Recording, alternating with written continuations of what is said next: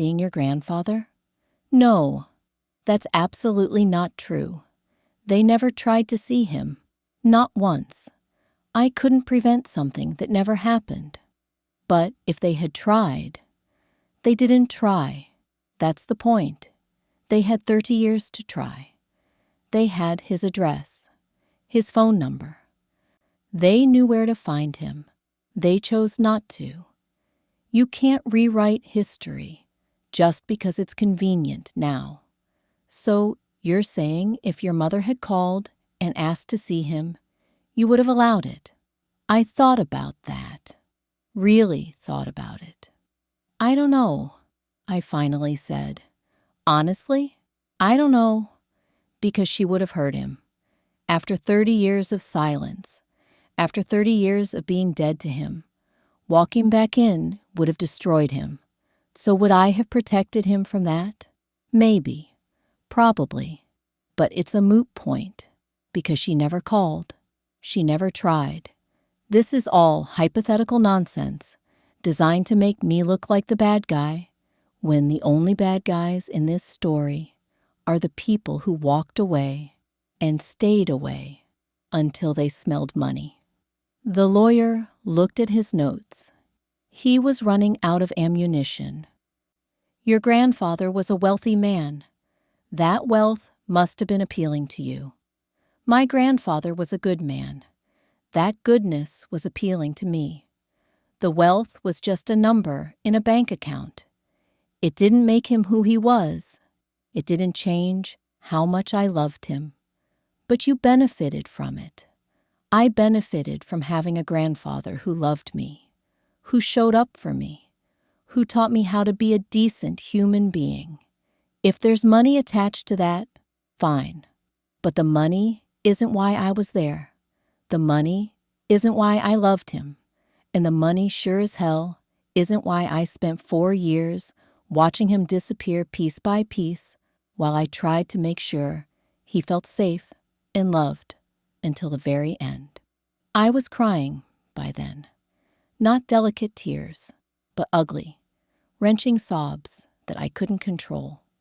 All the grief I'd been holding back, all the rage, all the exhaustion of fighting people who should have loved me and didn't, it all came pouring out.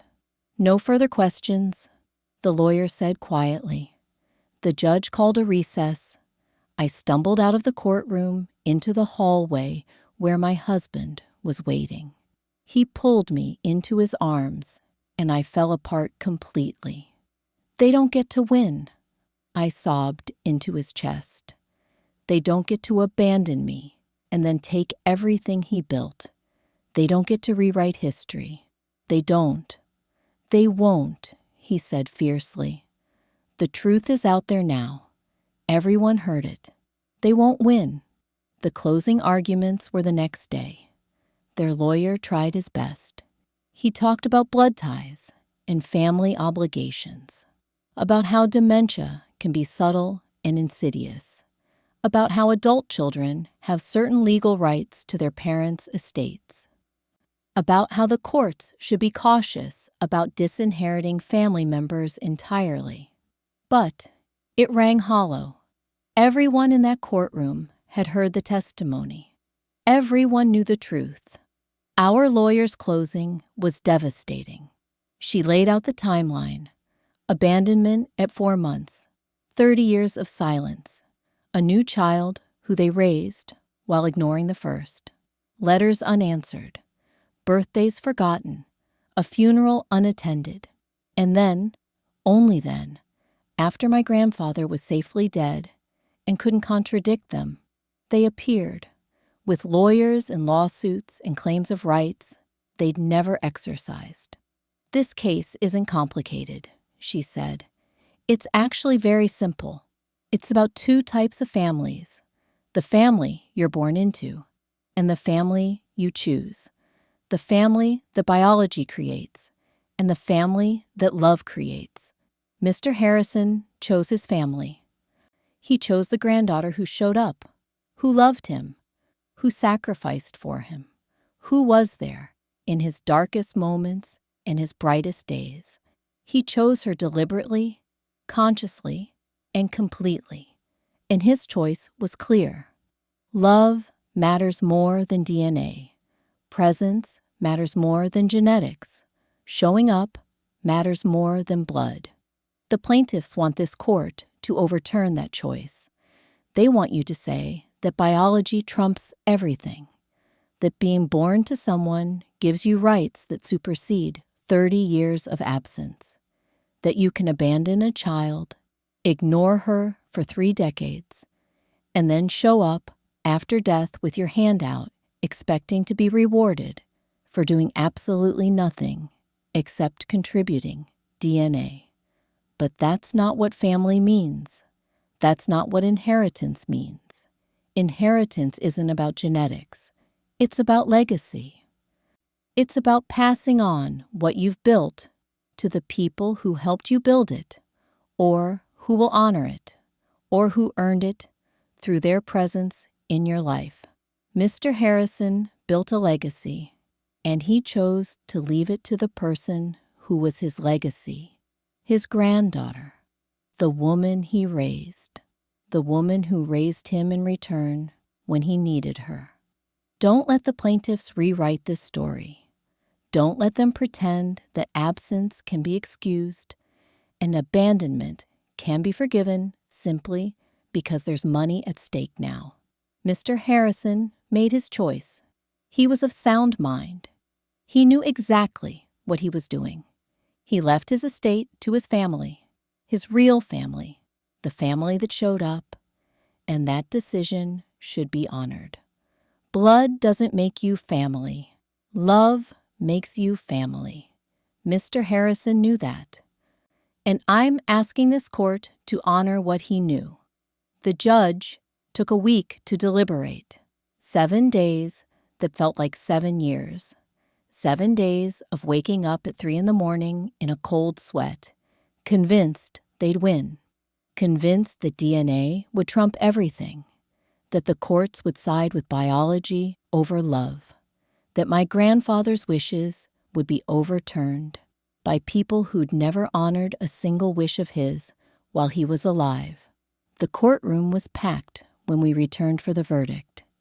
My parents sitting on one side with their lawyers, looking confident, entitled, like they'd already won, like this was just a formality before they got their hands on money they hadn't earned.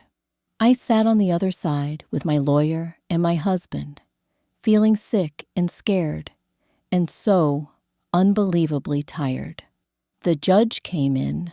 We all stood, sat, the formal rituals of justice playing out in a beige room with fluorescent lights. I've reviewed all the evidence in this case, the judge began. I've read the testimonies. I've examined the financial records, the medical records, the documentation of Mr. Harrison's mental state. I've considered the arguments made by both sides, and I've thought long and hard about what this case is really about. The plaintiffs argue that they have a legal right to a portion of Mr. Harrison's estate based on their biological relationship to him. They claim that the respondent exerted undue influence over a man with diminished capacity. They want this court to believe that a granddaughter who dedicated years of her life to caring for her grandfather was actually manipulating him for financial gain. I find their arguments unconvincing.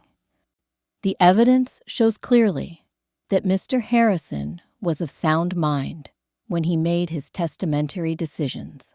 Multiple witnesses, medical professionals, legal counsel, business associates testified to his mental acuity. His will was updated multiple times over many years, always with the same consistent intent, to leave his estate to his granddaughter. The evidence also shows that Mr. Harrison had every opportunity to include his daughter in his will if he'd chosen to do so. He was not prevented from doing so. He was not coerced. He simply chose not to. And he chose not to for reasons that are abundantly clear from the testimony. She was not present in his life. She had not been present for 30 years. The law recognizes that a person has the right to dispose of their estate as they see fit, provided they are of sound mind and not subject to undue influence. Mr. Harrison exercised that right. He made a choice based on 30 years of actions, or, in the case of his daughter, 30 years of inaction. The plaintiffs had 3 decades to rebuild their relationship with Mr. Harrison. 3 decades to reach out, to make amends, to be present. They chose not to. They cannot now claim that relationship after his death simply because his estate has value. The court finds no evidence of undue influence, no evidence of mental incapacity at the time the will was executed, no evidence that Mr. Harrison's wishes should not be honored. The plaintiff's claims are denied in their entirety. Mr. Harrison's will stands as written. His estate passes to his granddaughter as he intended. Furthermore, the court finds the plaintiff's claims to be without substantial merit in awards attorney's fees to the respondent. The gavel came down. That sharp crack of wood on wood that signals finality, justice, the end of something and the beginning of something else. I couldn't move, couldn't breathe. My lawyer was squeezing my hand, saying something I couldn't hear over the roaring in my ears. My husband was hugging me. I was crying again, but different tears this time. Not grief tears, not rage tears, relief tears, vindication tears, the tears of someone who'd been carrying an impossible weight and finally got to set it down. I looked across the courtroom at my parents. My mother was crying, but they were bitter tears, angry tears, the tears of someone who'd lost something they'd felt entitled to. My father's face was stone. No emotion, just cold calculation, probably already thinking about appeals, about next steps, about how to continue fighting for money that had never been his. They left without looking at me, swept out of the courtroom, surrounded by their lawyers, leaving nothing behind but the faint smell of expensive perfume and lingering bitterness. I sat in that courtroom for a long time after everyone else had left, just sat in the silence, trying to process what had happened, trying to understand that it was over, that I'd won, that my grandfather's wishes would be honored, that love had, somehow, against all odds, trumped blood. "Come on," my lawyer finally said gently. "Let's go home. Home. The house on the hill, the porch overlooking the ocean, the place where I'd been raised by people who'd chosen me, who'd shown up for me, who'd loved me, not because they had to, but because they wanted to." We drove back in silence. My husband held my hand the whole way. When we pulled up to the house, I sat in the car for a moment, looking at it, really looking at it. The white clapboard, the blue shutters, the wraparound porch. It looked the same as always, but everything felt different, lighter, like a curse had been lifted. I walked through the house slowly, touching things. My grandmother's china in the cabinet, my grandfather's reading glasses on the side table where he'd left them, where I couldn't bring myself to move them, the photos on the walls, 3 generations of our chosen family, smiling and happy and together. I ended up on the porch. Of course I did. All the important moments of my life had happened on this porch. All the crucial conversations, all the revelations. It was fitting that this moment, this aftermath, would happen here too. I sat in my grandfather's rocking chair. The wood was worn smooth from decades of use. I could almost feel him there beside me. His presence so strong, it made my throat tight. "We won," I said out loud, to the empty air, to his ghost, to whatever part of him still lingered in this place. "You made it clear enough that even they couldn't twist it. Even their expensive lawyers couldn't rewrite your truth." The ocean stretched out below, dark and vast and eternal. The same ocean that had been here long before any of us, and would be here long after. The same ocean my grandfather had worked on for 60 years. The same ocean I'd learned to respect and fear and love. I thought about what the judge had said.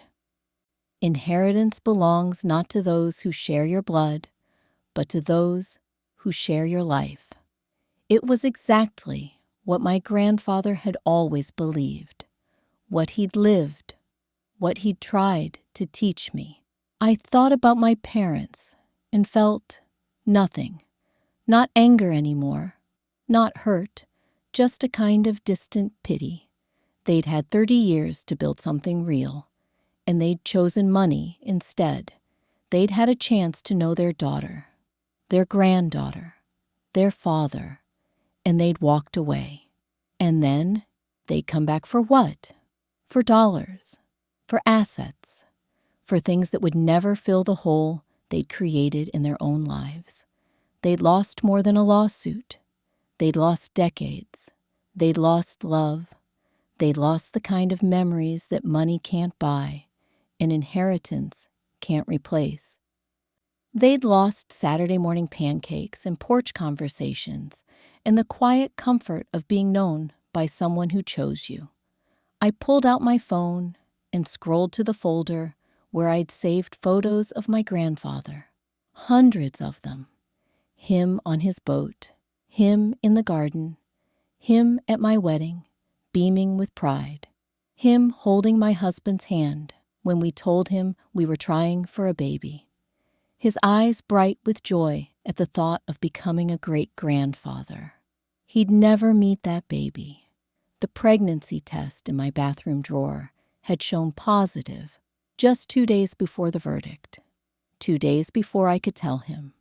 But somehow, I thought he knew. Somehow, I thought he'd planned it this way, giving me everything I needed to start this next chapter. The house, the financial security, the lesson that family is what you make it, not what you're born into. I went inside and found the box I'd been avoiding since his funeral, his personal effects, the things that weren't in the will because they weren't valuable in any traditional sense. Letters, photos, his old pocket watch that had belonged to his father, a journal he'd kept sporadically over the years. I opened the journal carefully. His handwriting was shaky in the later entries, firm and clear in the earlier ones.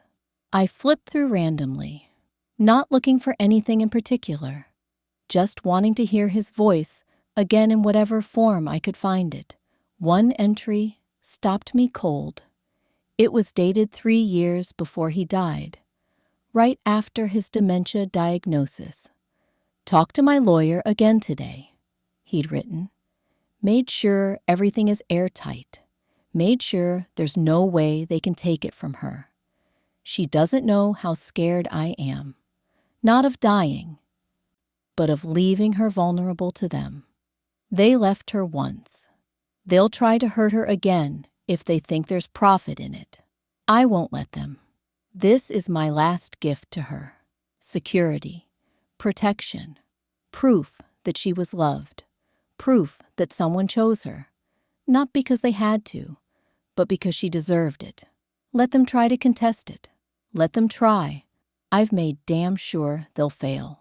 I read it 3 times, tears streaming down my face. He'd known. He'd known they'd come. He'd prepared for it. His last act of love had been protecting me from a battle I didn't even know was coming. There were other entries, too. She gave up everything to come home and take care of me. Her job, her life in the city. She says it's not a sacrifice, but I know better. That's what real love looks like. Sacrifice you don't want, repaid. I don't know what I did to deserve her, but I thank God every day that I got her. She read to me today, even though I couldn't remember what chapter we were on. She was patient. She's always patient. She got that from her grandmother. The good parts of her are from us, not her parents, us. We raised her right. She's proof that biology doesn't matter. She's proof that love is what makes a family. Bad day today. Didn't recognize her for a few hours. Called her by her grandmother's name. When I realized my mistake, I cried, but she just held my hand and said, "It's okay, Grandpa. I know who I am, and I know who you are. That's all that matters." She's stronger than I ever was. Braver, better. I'm so proud of her. The last entry was just a week before he died. The handwriting was nearly illegible. I'm forgetting everything. But I remember her. I always remember her. She's the constant. She's the North Star. If I forget everything else, I'll remember this. She showed up. She stayed. She loved me when I stopped being lovable. That's what matters. That's everything. I closed the journal and pressed it against my chest, sobbing. He'd known. Right up until the end, he'd known who I was and what I'd meant to him. The dementia had taken so much, but it hadn't taken that. It hadn't taken us. The next few weeks were strange, quiet, anticlimactic after the intensity of the trial. My parents' lawyers filed an appeal, but my lawyer wasn't worried. The judge's ruling was thorough, she said. The appellate court will uphold it. They're just throwing good money after bad at this point. She was right. The appeal was denied within a month. My parents had no more legal options, no more ways to fight. It was over. Finally, completely, definitively over. They never contacted me directly, not to apologize, not to explain, not to try to build any kind of relationship. They'd wanted money, and when they couldn't get it, they disappeared again, back to their life, back to the son they'd actually chosen to raise, back to pretending I didn't exist. And I was fine with that. Better than fine, because I'd learned the most important lesson my grandfather had tried to teach me. You can't make people love you the way you deserve to be loved. You can only love the people who show up. And when you find those people, the ones who choose you, who stay, who weather the storms with you, you hold on to them with everything you have. I started going through my grandfather's business affairs. The boats, the investments, the properties. It was overwhelming at first. I'd never thought of myself as wealthy. And suddenly, I was responsible for managing millions of dollars.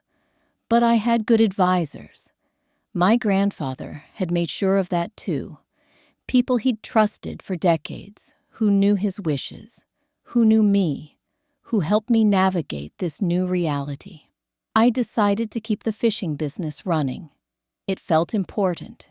It was his legacy, and I wanted to honor it. I hired a manager, one of his old employees, who knew the operation inside and out, and stayed involved in the big decisions. I wanted to understand the business the way my grandfather had understood it.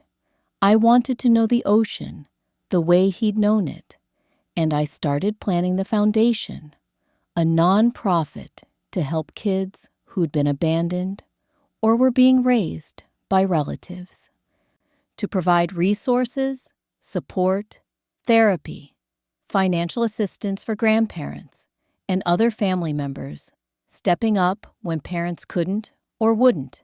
I wanted to take my grandfather's money, money that had been the subject of so much ugliness and greed, and turn it into something beautiful, something that would help kids like me understand that they weren't alone, that abandonment wasn't their fault, that family could be found and chosen and built.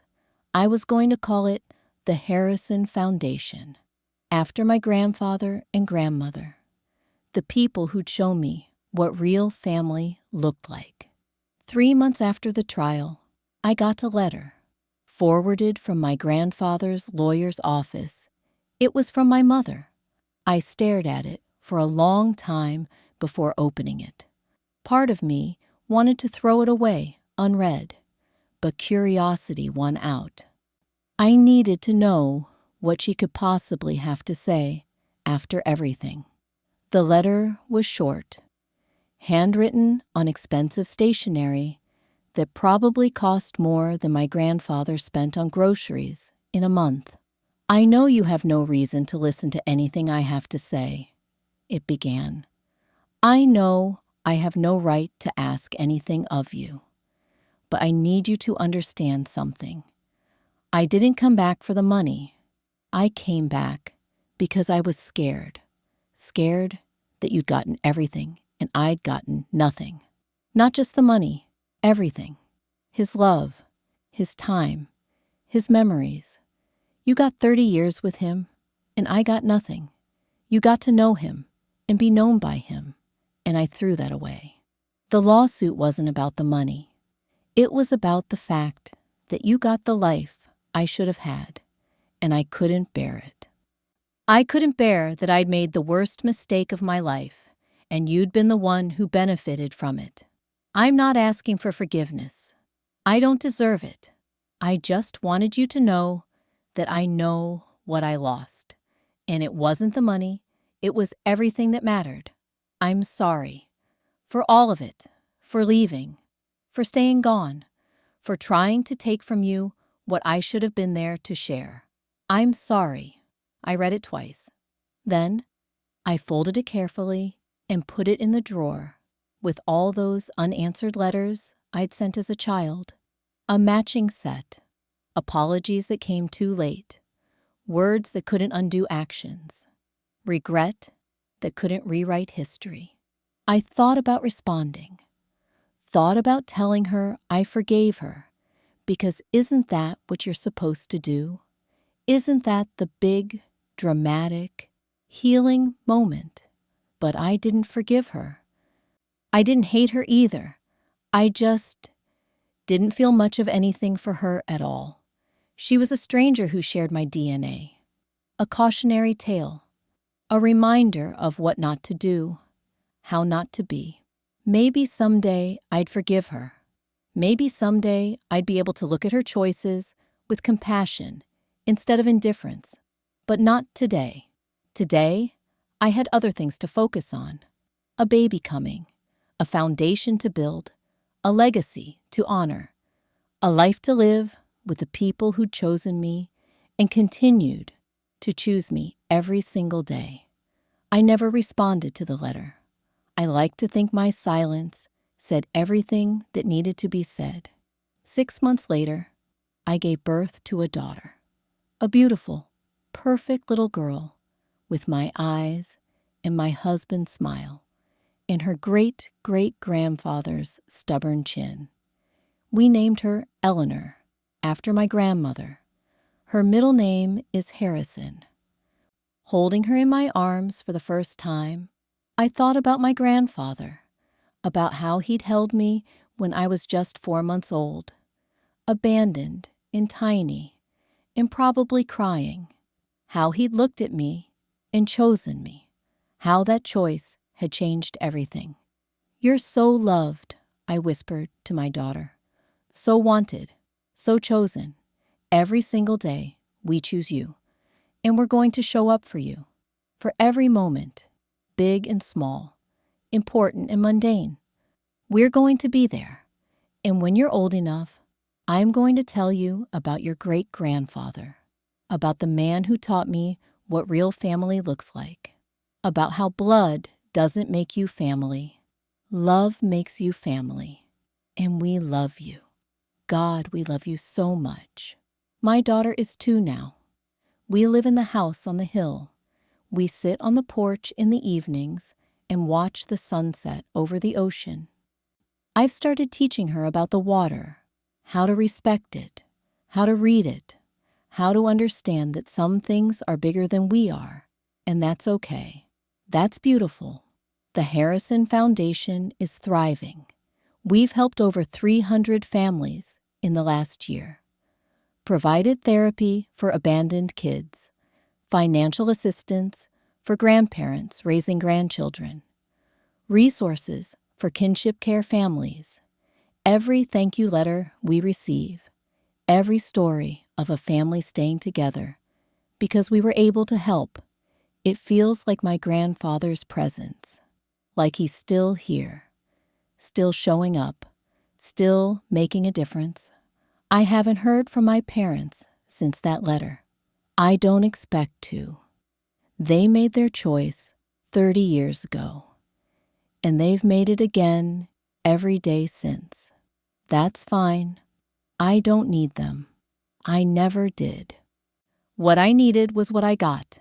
Grandparents who loved me, a husband who chose me, a daughter who I get to choose every single day, friends who show up, a community that supports me. That's family. That's what matters. Sometimes late at night, when the house is quiet and my daughter is sleeping and my husband is reading beside me, I'll go out onto the porch. I'll sit in my grandfather's rocking chair and look at the ocean and talk to him. Tell him about my day, about his great-granddaughter, about the foundation, about everything and nothing. And sometimes, I swear this is true, sometimes I feel him there, feel his presence like a warm hand on my shoulder, hear his voice in the wind off the water. You're doing good, kid. I'm proud of you. Keep showing up. Keep choosing the people who choose you. Keep building the kind of family that matters. The lawsuit tried to take everything from me, my inheritance, my grandfather's legacy, my sense that justice exists in the world. But it failed, because you can't take what was freely given. You can't steal love. You can't inherit presence or sue for time or demand a share of memories that were never yours to begin with. They wanted money, but what they really wanted was to retroactively matter, to somehow claim a piece of a life they'd never participated in, to rewrite history so that their absence didn't count, so that DNA trumped everything, so that they could feel entitled to something just by existing. But that's not how it works. That's not how any of this works. Family is earned. Legacy is earned.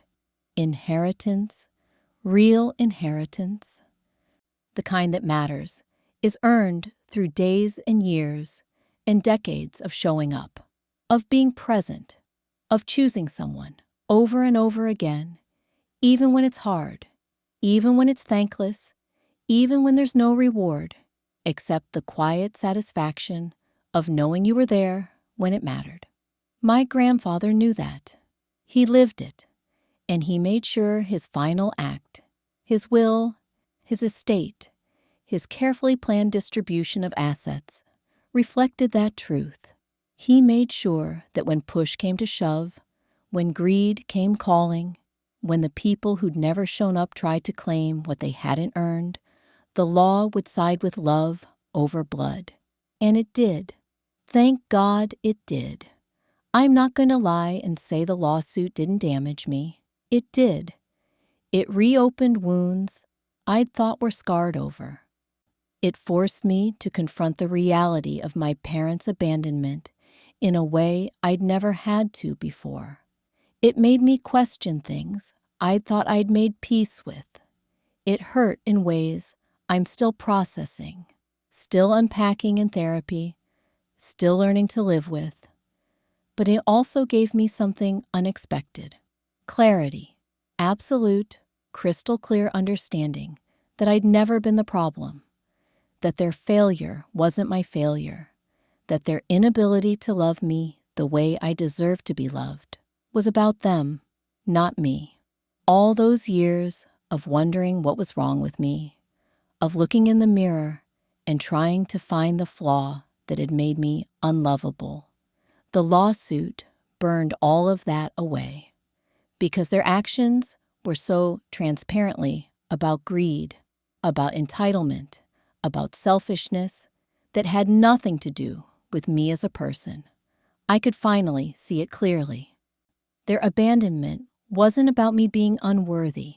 It was about them being unable, unwilling, selfish.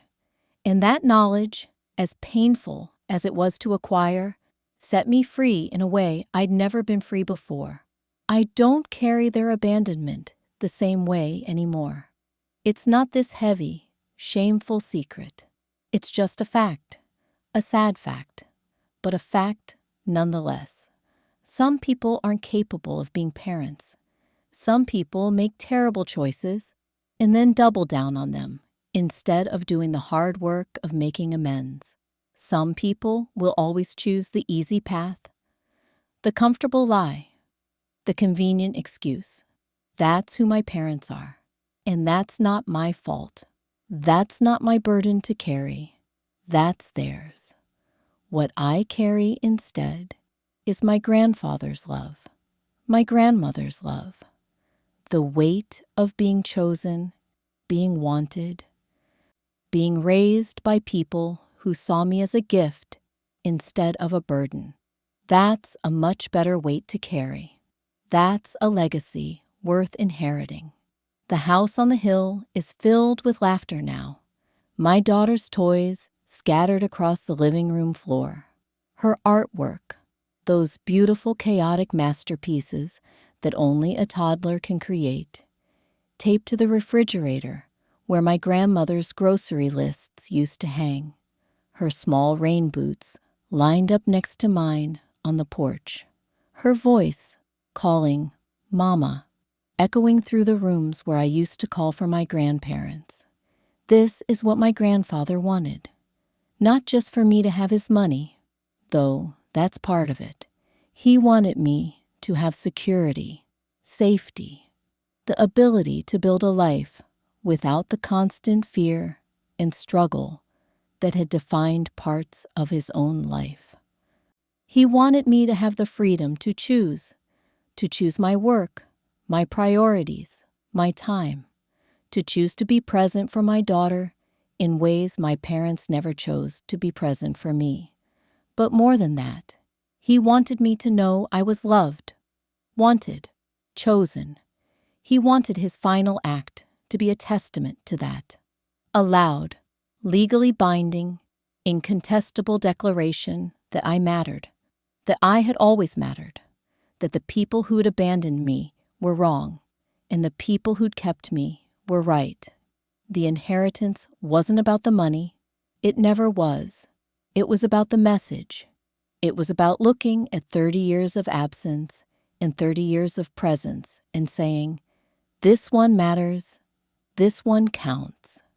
Presence wins, love wins, showing up wins, and God. I needed that message. I needed it so badly. I'd spent so much of my life feeling like I was second choice, like I was the kid people kept because they had to, not because they wanted to. The lawsuit, and winning the lawsuit, finally drove home the truth I'd always struggled to believe. I wasn't second choice. I was first choice. My grandparents didn't keep me out of obligation. They kept me out of love. They chose me. Every single day for 30 years, they chose me. And that's the inheritance that really matters. Not the millions of dollars, though those help. Not the house, or the boats, or the investments. The real inheritance is the knowledge that I was loved completely, unconditionally, permanently, by people who chose me, That's what I carry forward. That's what I'm passing down to my daughter. That's the legacy. Sometimes I wonder what my life would have been like if my parents had come back, if they'd gotten their act together 5 years in, 10 years in, even 15 years in, if they'd shown up one day and said, "We made a mistake. We want you back. We want to be your parents." Would my grandparents have let them? Would I have wanted them to? Would I have ended up split between two families, two lives, two versions of myself? I don't know. It's impossible to know. But I do know this. By the time I was old enough to have an opinion, I didn't want them. I didn't want the strangers who'd abandoned me. I wanted the people who'd raised me. I wanted Saturday morning pancakes and porch conversations and fishing trips and bedtime stories. I wanted the life I had, not some hypothetical life with people who'd proven they couldn't be trusted to show up. And if they had come back, if they'd tried to reclaim me, I think it would have destroyed me, because by then I'd built an identity around being the granddaughter who was raised by her grandparents, around being chosen, around belonging exactly where I was, having that disrupted, having to accommodate the very people who'd caused the disruption in the first place. I don't think I could have handled it. So maybe it was better that they stayed gone. Maybe their final gift to me was their continued absence. Maybe the kindest thing they could have done was exactly what they did. Stayed away and let me be raised by people who actually wanted me. But then, to come back for money. To stay away for 30 years and then reappear the moment there was financial incentive. That's unforgivable. That's the part I'll never be able to rationalize or excuse or understand. If you're going to abandon someone, at least have the decency to stay gone. Don't come crawling back when there's profit involved. Don't try to claim rights you never exercised. Don't pretend that DNA means something after 30 years of acting like it means nothing. That's what makes me angriest. Not the original abandonment. I've made my peace with that, or as much peace as anyone can make with being left as an infant. What makes me rage is the entitlement, the audacity, the absolute gall of showing up after 3 decades and demanding a share of something you had no part in building, of trying to profit from a relationship you never invested in, of claiming family status when you abdicated all family responsibility. The judge understood that. The law understood that. And thank God for that. Because if they'd won, if the courts had sided with biology over presence, with DNA over love, I don't know how I would have survived it. It would have been the ultimate betrayal. It would have said that all those years of showing up didn't matter, that my grandparents' sacrifice didn't count, that love and presence and daily choice were less important than the accident of genetics. But they didn't win. Love won. Presence won. The people who showed up won. And I'm going to spend the rest of my life honoring that victory, honoring my grandparents' choice, honoring the family we built together, honoring the truth that family isn't who you're born to. It's who shows up for you, who stays, who chooses you over and over again, even when it's hard.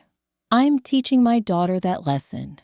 She'll grow up knowing her great-grandfather's story, knowing about the baby who was abandoned and the grandparents who chose her, knowing about the lawsuit and the verdict and what it all meant, knowing that family is something you build, not something you inherit. That showing up matters more than blood. That love is a verb, not a noun. That presence is the greatest gift you can give someone. She'll also grow up knowing she's wanted, chosen, loved beyond measure. She'll never wonder if she's enough, if she's worthy, if there's something wrong with her that makes her unlovable, because we're going to show her every single day that she's all of those things and more. We're going to be there for every moment, big and small, joyful and difficult, triumphant and mundane. We're going to choose her the way my grandparents chose me. We're going to show her what real family looks like. And if she ever asks about her other grandparents, my parents, the people who abandoned me, I'll tell her the truth, age appropriately, gently but truthfully. I'll tell her that sometimes people make choices they can't take back, that sometimes people aren't capable of being what we need them to be, that their failures aren't our failures, that we're not responsible for other people's inability to love us. And I'll tell her that it's okay to grieve the grandparents she doesn't have while celebrating the family she does have. That absence and presence can coexist, that you can acknowledge loss without letting it define you.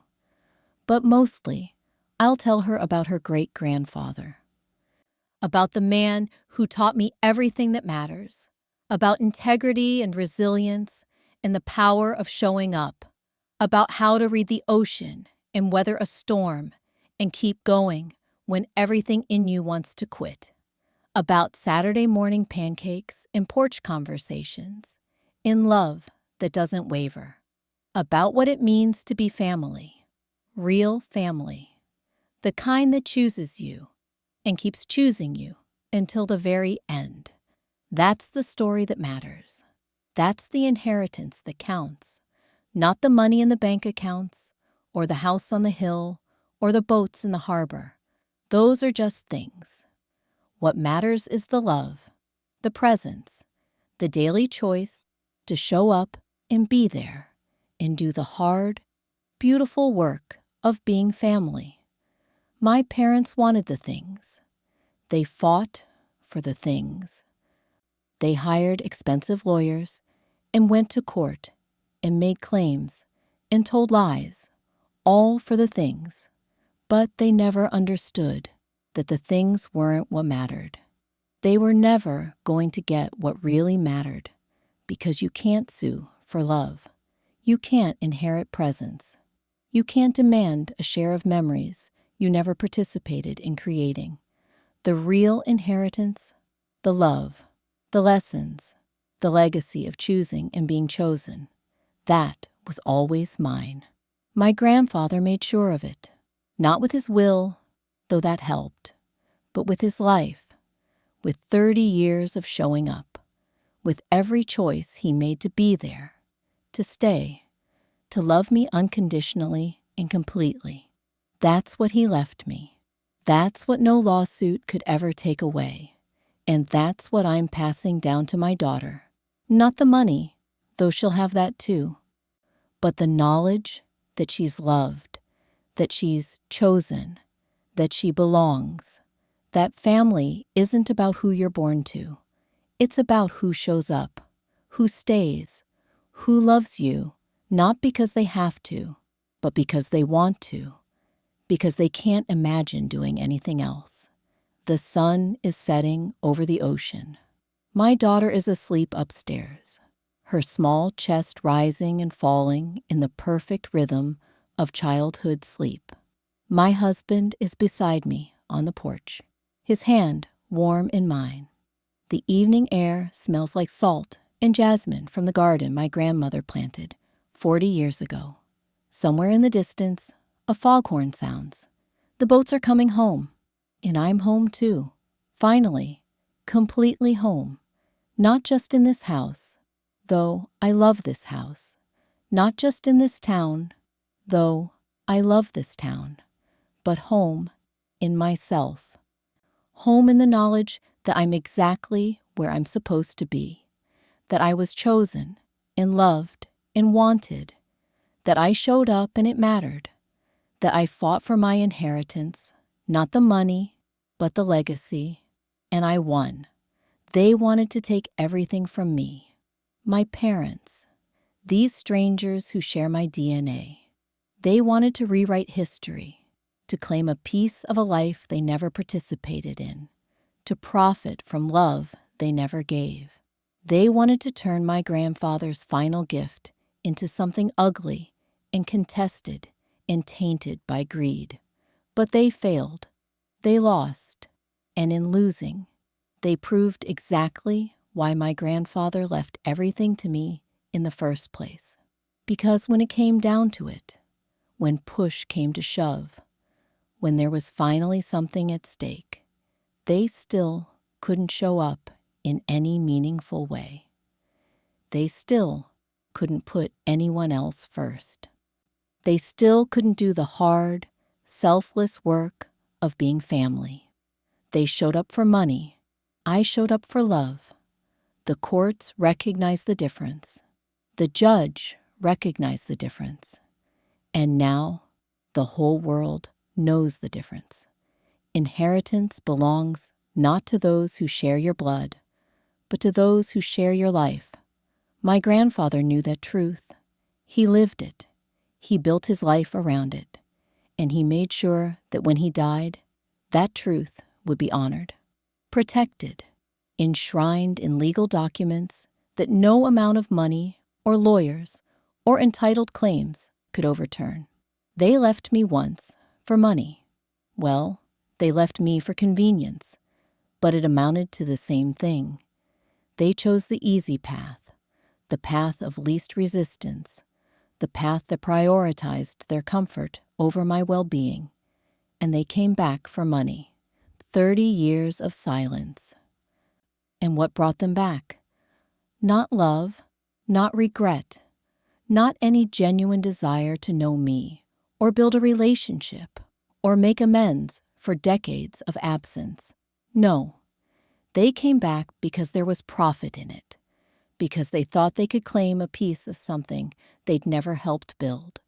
But love can't be repossessed. Family can't be foreclosed. The inheritance that really matters, the love and lessons and legacy of showing up, that was always mine. It's mine still, and it always will be. My grandfather made sure of it. He chose me. He raised me. He loved me. He showed up for every moment of my life. And then, with his will, with his careful planning, with his final act of love, he made sure that choice would be honored, that his truth would prevail, that I would know, beyond any doubt, that I mattered, that I was wanted, that I was loved. That's the inheritance. That's what I carry forward. That's what I'm building my life on and passing down to my daughter. Not millions of dollars, though those help. Not property or assets or things, but the knowledge, the absolute, unshakable knowledge. That family is what you make it. That love is a choice. That showing up matters more than anything else. That you can be abandoned and still be loved. That you can be left behind and still build a beautiful life. That blood doesn't make you family. Love makes you family. And I was so loved. God, I was so loved.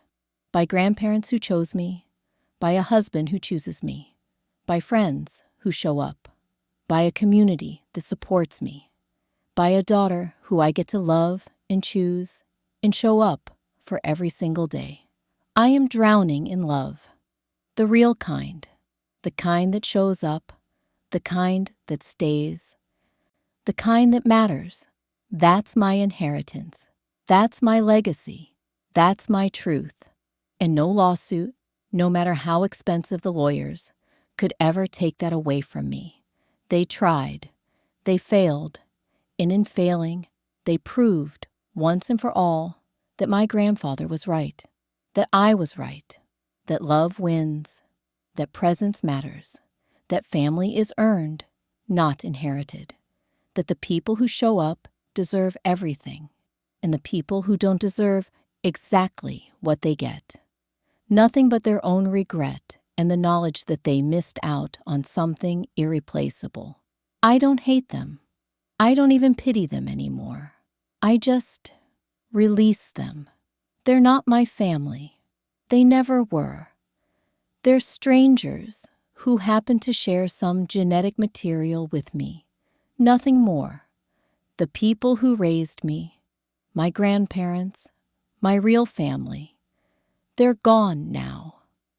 But their love remains, their lessons remain, their legacy remains, and I remain.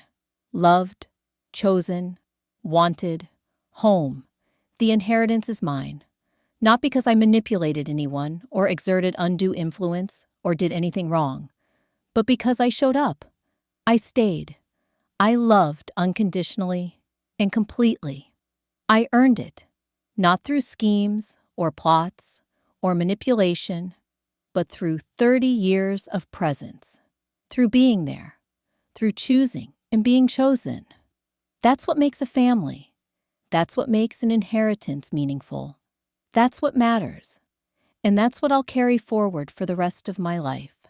Not with anger or bitterness or pain anymore, but with gratitude, with pride, with the absolute certainty that I was loved by people who chose me, and that I loved them back with everything I had. That's the story. That's the truth. That's the inheritance that really matters, and it's mine. Forever and always, it's mine. They can't take it. They couldn't take it. They'll never be able to take it. Because love, real love, the kind that shows up, can't be stolen, can't be contested, can't be repossessed. It can only be given freely, and it was given to me. Freely, completely, unconditionally. That's my inheritance. That's my victory. That's my peace. And it's enough, more than enough. It's everything.